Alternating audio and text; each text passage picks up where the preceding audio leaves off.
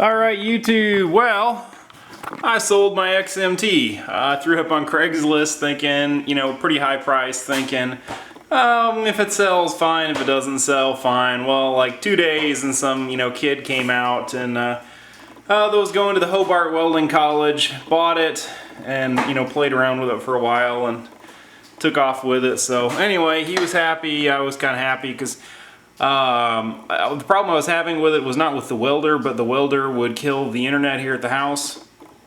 So what would happen is, my wife teleworks, which, she has like a VPN from her laptop to her office computer, would kill the internet, and so she wouldn't be able to work, and it just got to the point where it was like, I haven't turned this thing on in a year, I might as well get rid of it. But I was noticing the other day, I was killing the internet with this, with my Dynasty. I guess it would help to actually turn the circuit breaker on for it.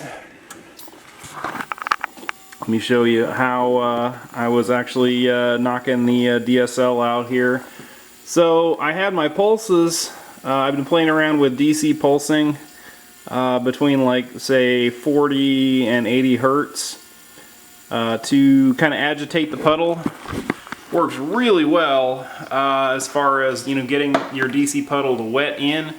For corner joints, just works awesome, but I had it set right at 60 and it was just killing the crap out of our internet. Like anytime I would go to weld for a minute or two, she'd come down, hey, what do you do?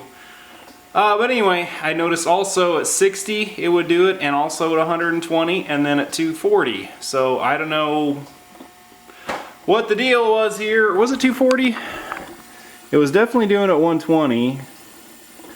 Yeah, I was doing it at 240 too. Anyway, so yeah, multiples of 60, it was knocking out our, crappy ATT DSL. So, I don't know, one thing out there, if you're thinking about buying an XMT and you have, crappy internet service out in the country, crappy DSL, it might just knock it out. Anyway, another update here. Let's turn the thing off so I don't have to listen to it.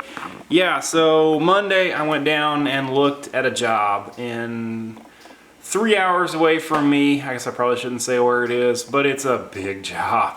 It's like a holy crap big job. So I put in a bid on it. I don't know if they're gonna go with me or not. It's just gargantuan. 10 times bigger than anything I've done monetarily. I kind of don't know if I actually want it or not. It'll be like 6 or 8 weeks of, living in a hotel. Really good money if they actually do go for it.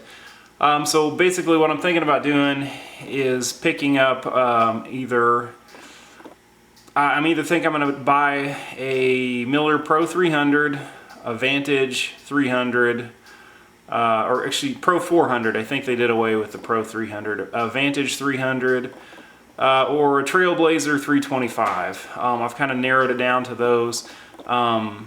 Maybe the Miller Airpack 302. I've kind of had my eye on one of those for a while. If I did more air arcing, I'd probably just go for that guy. I kind of want a low speed.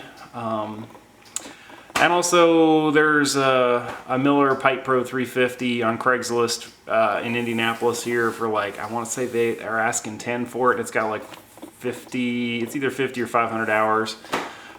So I'm thinking about getting another engine drive. Not that I don't really trust either one of my two engine drives here to work. My red face, I just got done redoing the motor on it, and I've not gone through the generator on it, and this is kind of like a 3 hour from home, I don't want to have something go down on me kind of job. And then I don't really want to have to drive my red truck down there with the SA250 on it. Not going to be running that heavy of stuff. I figure I'll either end up using a wire feeder or probably just 6010s. So I don't need a whole lot of amperage. So I'm kind of thinking about the Trailblazer 325 there, or if anybody out there has anything good to say about the Lincoln 305G, which is kind of like their comparable. Basically, this is like a lawnmower engine, 25 horse, 2-cylinder lawnmower engine. I don't really like the high-speed ones, usually just that run at 3600 rather than the bigger diesel ones that run at 18, just because I don't like listening to them. Anyway, I'm rambling on here, but if anybody has any input, I would appreciate it.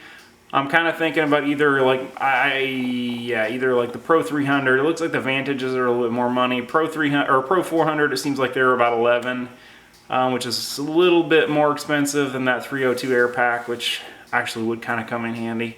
Anyway, I'm just kind of thinking what I want to pick up and what would be most useful in the future. I'm Darlington Farm. Should have some more videos up here shortly, and thank you for watching.